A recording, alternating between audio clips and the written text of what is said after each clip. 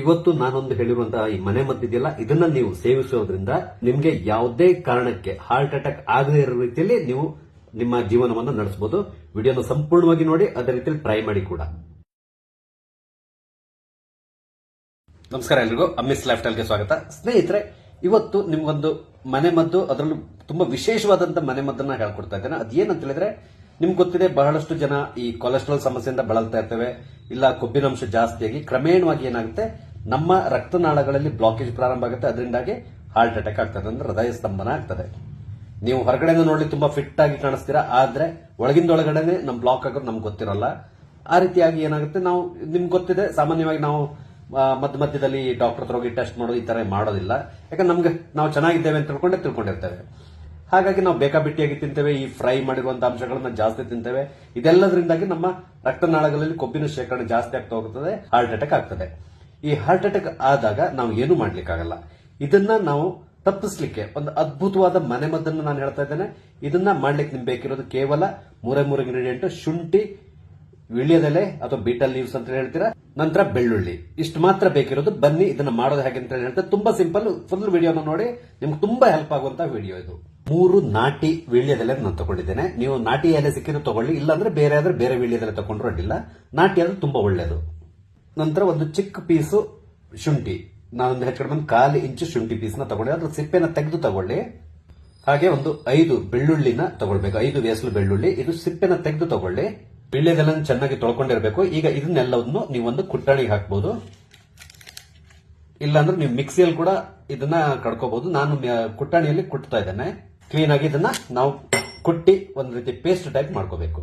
ಈ ತರ ನಾನು ಗುದ್ದಿ ಇದನ್ನ ಒಂದ್ ರೀತಿ ಪುಡಿ ಮಾಡ್ಕೊಂಡಿದ್ದೇನೆ. ಇದಕ್ಕಿಂತ ಚಿಕ್ಕದಾಗಿ ಬೇಕಾದ್ರೂ ನೀವು ಗುದ್ಕೊಳ್ಬಹುದು, ಪರವಾಗಿಲ್ಲ. ಇಲ್ಲಾಂದ್ರೆ ನೀವು ಮಿಕ್ಸಿಯಲ್ಲಿ ಗ್ರೈಂಡ್ ಕೂಡ ಮಾಡ್ಕೋಬಹುದು. ಇದನ್ನ ಈಗ ಹೇಗೆ ತಗೊಳ್ಳೋದು ಅಂತ ಹೇಳ್ಕೊಂಡು ನಾನು ಹೇಳ್ತೇನೆ.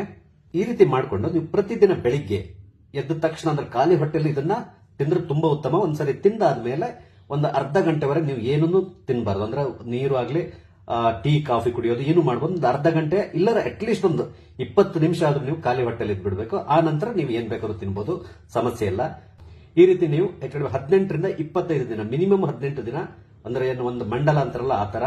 ಅದಾದ್ಮೇಲೆ 25 ದಿನ, ಮ್ಯಾಕ್ಸಿಮಮ್ 25 ದಿನದವರೆಗೆ ನೀವು ಇದನ್ನ ತಿಂತಾ ಬಂದ್ರೆ ನಿಮ್ಮ ಹೃದಯದ ನಾಳಗಳು ಅಂತ ಅಥವಾ ನಮ್ಮ ದೇಹದಲ್ಲಿರುವಂತಹ ಎಲ್ಲಾ ರಕ್ತನಾಳಗಳಲ್ಲಿ ಕೊಬ್ಬಿನ ಅಂಶ ಏನಾದ್ರು ಶೇಖರಣೆ ಆಗಿದ್ರೆ ಅದು ಕ್ರಮೇಣ ಕಮ್ಮಿ ಆಗ್ತಾ ಬರ್ತದೆ. ಅದೇ ರೀತಿಯಲ್ಲಿ ಕೊಲೆಸ್ಟ್ರಾಲ್ ಇದ್ರೂ ಕೂಡ ಕರಗ್ತದೆ. ಹೀಗಾಗೋದ್ರಿಂದ ನಿಮ್ಗೆ ಹೃದಯ ಸಂಬಂಧಪಟ್ಟಂತ ಯಾವುದೇ ಸಮಸ್ಯೆ ಇದ್ರೆ ಅದು ಕಮ್ಮಿ ಆಗ್ತಾ ಬರ್ತದೆ. ಅದಕ್ಕೂ ಮೊದಲು ಮುಖ್ಯವಾಗಿ ನಿಮ್ಗೆ ಹೇಳ್ತೇನೆ, ಹಾರ್ಟ್ ಅಟ್ಯಾಕ್ ಅಂತೂ ಖಂಡಿತವಾಗಿ ಆಗಲ್ಲ. ಇದನ್ನ ಹೇಳಿರೋದು ಒಬ್ರು ಆಯುರ್ವೇದಿಕ್ ಡಾಕ್ಟರ್ ಹೇಳಿರೋದು, ಅದನ್ನ ನಾನು ನಿಮ್ ಜೊತೆ ಶೇರ್ ಮಾಡ್ಕೊತಾ ಇದ್ದೇನೆ. ಇದರಲ್ಲಿ ನಿಮ್ಗೆ ಯಾವುದೇ ರೀತಿಯ ಸೈಡ್ ಎಫೆಕ್ಟ್ಸ್ ಆಗುವಂತ ಅಂಶ ಯಾವುದೂ ಇಲ್ಲ. ಹಾಗಾಗಿ ನೀವು ಧೈರ್ಯದಲ್ಲಿ ತಗೊಳ್ಬಹುದು.